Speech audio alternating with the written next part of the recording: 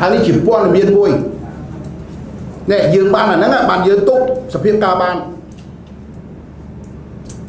ឃើញទេអ្នកដែលចង់ផ្ដួលយើងនេះអ្នកគេសរសេរក្នុងហ្នឹងហើយគេសរសេរទៀតថានៅក្នុងបរិបទដែលចង់ផ្ដួលយើងផ្ដួលគណៈបព្វជិជនមិនបានទេកុំផ្ដួលណាកុំជួយទៀតឈប់ជួយផ្ដួលគណៈបព្វជិជនអញ្ចឹងគេវាយតម្លៃថាគណៈបព្វប្រឆាំងដែលមកចំនួនហ្នឹងធ្វើកិច្ចការដឹកនាំជាតិអត់ទាន់បានទេនេះគេសរសេរផ្ញើមកពីអាមេរិកឃើញទេហើយគេសេណារីយ៉ូដែលគេរៀបចំផ្ដួលយើងមានទាំងអស់ក្នុងនោះមិនធម្មតាទេនេះបាទខាងណាមិនព័ត៌មានដែលយើងទទួលបានមកពីអាមេរិកខ្ញុំបានអានឲ្យស្រាប់តិចចុះទៀតណាហ្នឹងហើយកុំឲ្យបាក់ព័ត៌មាននេះមិនដឹងជាក់លាក់ប៉ុណ្ណាក៏បានជួយយើងឲ្យទប់ទល់សភាពការបាននេះគេថាចេះ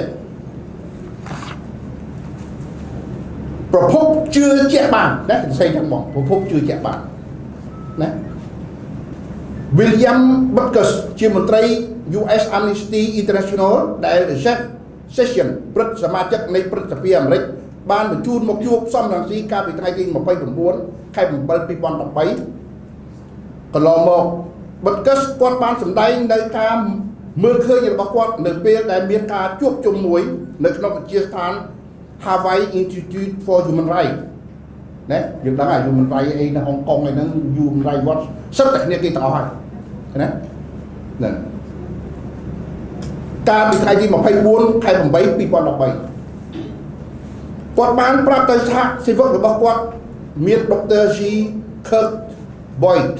Dr. Joseph Rees, Scott Philip, Dr. Joshua Cooper ថាក្នុងរយៈពេលជិត1ខែគាត់មានវត្តមាននៅកម្ពុជាដើម្បីជួយសំរងស៊ីគាត់បានមើលឃើញពីអ្វីដែលអាមេរិកចង់បានហើយនឹងអ្វីដែលសំរងស៊ីនឹងបករបស់គាត់កំពុងក្រាញ់នានា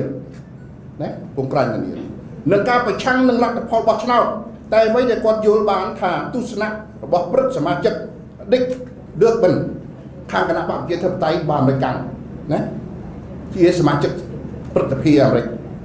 យល់ឃើញមានភាពត្រឹមត្រូវច្រើនពីយុទ្ធសាស្ត្រនយោបាយរបស់អាមេរិកចំពោះកម្ពុជាណានឹង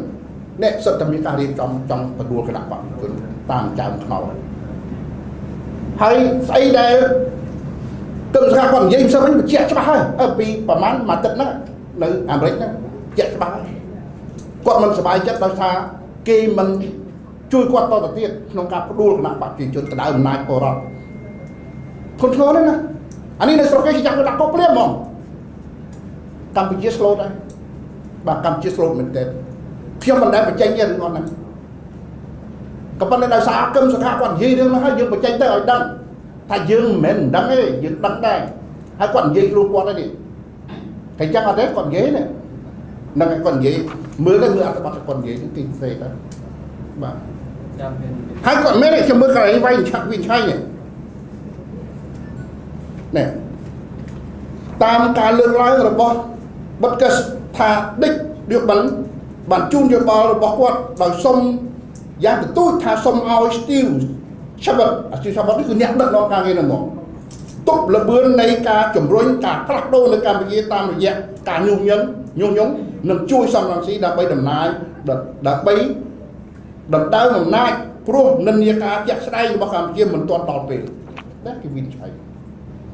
ធនធ្ងរមែនទេបាទនេះឥឡូវច្បាស់លាស់ហើយយើងច្បាស់លាស់ទាំងអស់គ្នាហើយការបង្កើតបញ្ហាពីរឿងកោជបមិនឯករាជ្យលួចច្រឡឹកឆ្នោតហ្នឹងនេះចេញពីនោះមកទាំងអស់ណាចេញមកពីនោះគឺផ្ដួលគណៈបព្វជិជនផ្ដួលសម្ដេចហ៊ុនសែនតាមរយៈអំណាចជាបរដ្ឋដើរតាមចើមខ្នងមិនមែនធម្មតាទេណាគេស្អីណាអានេះរបាយការណ៍គេផ្ញើមកមិនមែនទេព័ត៌មានគេផ្ញើមកប្រភពអាចទុកចិត្តបានបើខ្ញុំមិននិយាយថានឹងត្រូវទាំងអស់ទេណាឃើញទេតែប៉ុន្តែបើយើងវិនិច្ឆ័យចឹងមកដំណើរការទាំងអស់មកគួរឲ្យមានទិលសង្ស័យដែរយើងដែលខ្ញុំនិយាយថាបាត់ដៃទី3រាល់ដងអាហ្នឹង